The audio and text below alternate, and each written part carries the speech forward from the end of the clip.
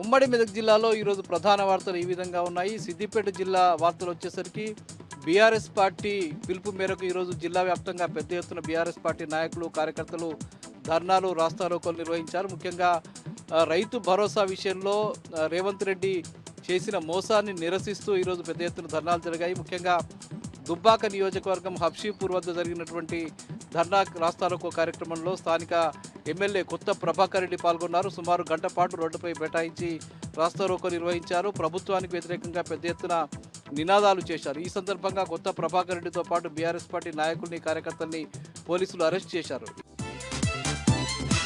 ఇక సిద్దిపేట నియోజకవర్గానికి సంబంధించి సిద్దిపేట నియోజకవర్గ పరిధిలోని నారాయణరావుపేట మండలం గుర్రాలగొంది గ్రామం వద్ద బీఆర్ఎస్ పార్టీ నాయకులు కార్యకర్తలు పెద్ద ఎత్తున రాస్తారోకో ధర్నా నిర్వహించారు. ముఖ్యంగా రైతు భరోసా బేషరతుగా విడుదల చేయాలని చెప్పి వాళ్ళు డిమాండ్ చేశారు. ఇక నంగళూరు మండలం పాలమాకుల వద్ద కూడా బీఆర్ఎస్ పార్టీ నాయకులు కార్యకర్తలు పెద్ద ఎత్తున ధర్నా నిర్వహించారు, రాస్తారోకో నిర్వహించారు.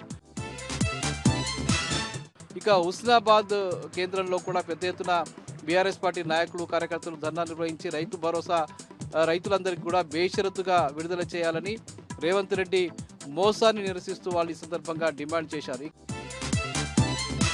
ఇక గజ్వేల్లో కూడా పెద్ద ఎత్తున బీఆర్ఎస్ పార్టీ నాయకులు కార్యకర్తలు ధర్నా నిర్వహించారు, రాస్తారోకో నిర్వహించారు.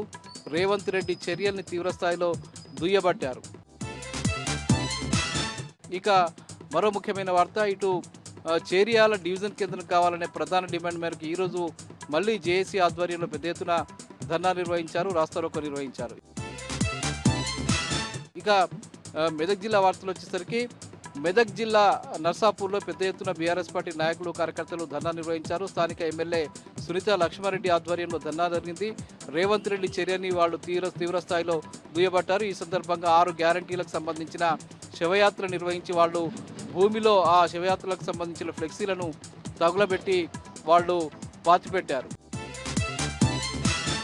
సంగారెడ్డి జిల్లా కేంద్రంలో ఈరోజు వైకుంఠపురం వెంకటేశ్వర స్వామి దేవాలయానికి సంబంధించిన రథోత్సవం వైభవంగా జరిగింది. వివిధ కళాకృతులకు సంబంధించి సాంస్కృతిక కార్యక్రమాల నేపథ్యంలో ఈ నెల 10వ తేదీన జరగబోయేటువంటి వైకుంఠ ఏకాదశి సందర్భంగా ఈ వైకుంఠపురంకు సంబంధించిన రథోత్సవాన్ని సంగారెడ్డి పట్టణంలో ఘనంగా నిర్వహించారు. ఈ కార్యక్రమంలో పెద్ద ఎత్తున ప్రజలు, మహిళలు పాల్గొన్నారు.